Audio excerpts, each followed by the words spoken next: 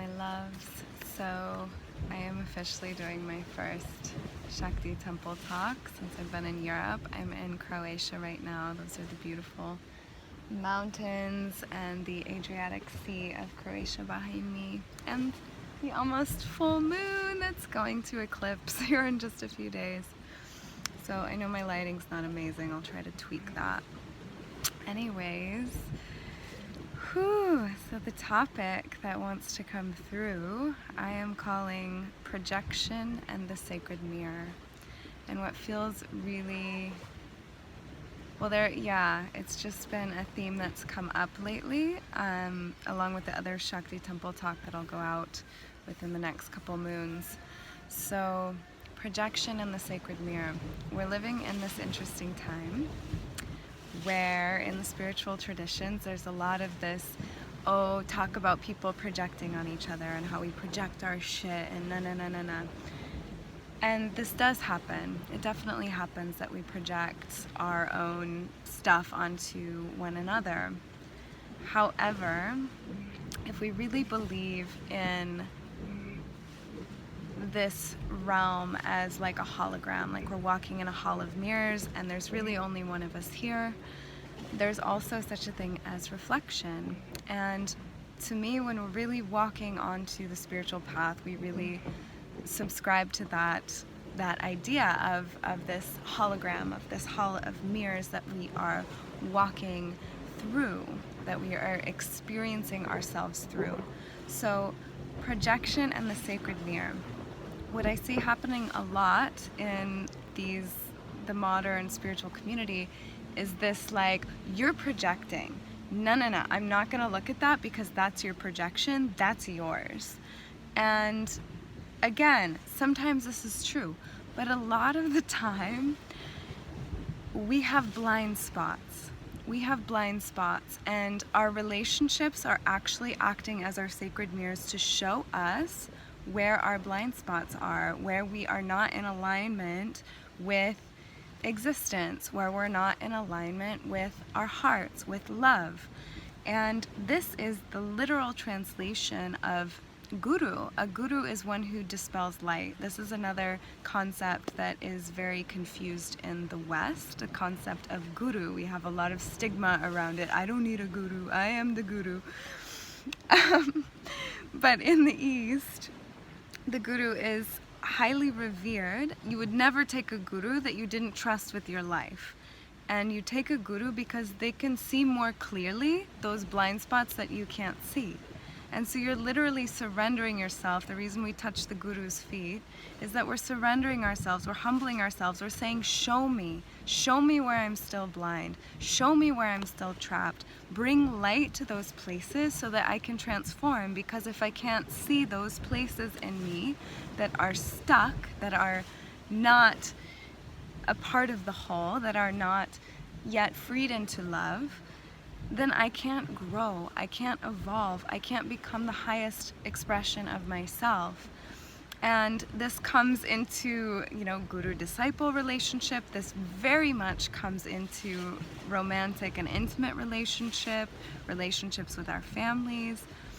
An intimate relationship, to me, the highest expression of intimate relationship is when we recognize that we are going to attract somebody who is a mirror for us, who is going to show us the places, especially in romantic relationships where we end up spending a lot of time with somebody.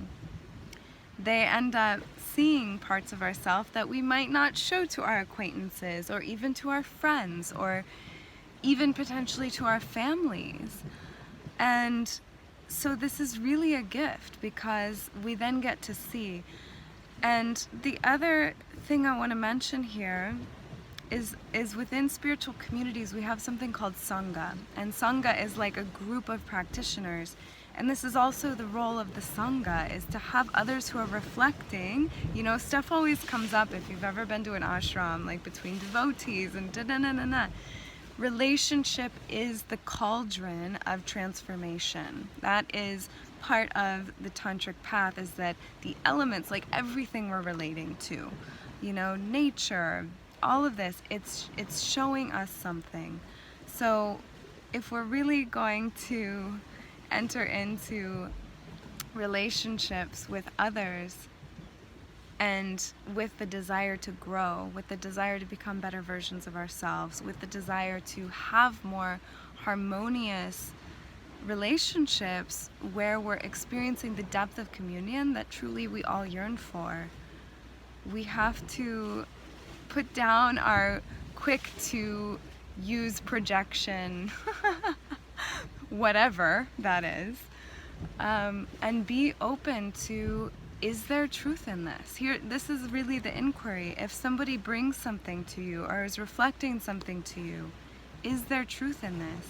Usually if there's immediate defense and immediate desire to say you're projecting, look again, because what are you defending? Likely there's some truth in it. If there's not truth in it, there will be nothing to defend. So our defensiveness is one of the first places to look of, is this projection or is this a reflection? Now there are times when someone is projecting on us, and it might feel very unfair, and that can also trigger some level of like, whoa, hey, this is totally not mine, this is yours. But we know when that's true, and so why I feel inspired to bring this topic to light here in a Shakti Temple talk is because we have fallen overly heavily onto the side of projection. One of my ex-partners used to say, "Projection, Your Honor."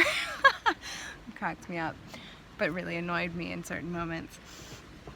And really to be open, I think this is one of the keys here, is to be open to, is this a projection or is this a reflection? And if it's a reflection, to really become humble and to take that as a gift of like, wow, hey, that was one of my blind spots and this is a place I could grow. So projection and the sacred mirror. Discernment is the key here. Discerning, is this projection, is this reflection? And really allowing our relationships to be our sacred mirrors.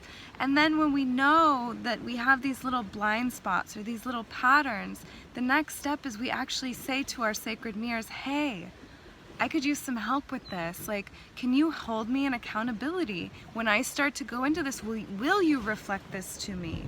You know, and this is where we're really gonna start to be able to grow as individuals and as communities and as families and as beloveds and as humans on a spiritual path. So thank you for tuning in with me here today, and I hope there's some juice in this for you. So my invitation is just that let's see this beautiful life and these beautiful connections and these beautiful relationships we have as sacred mirrors.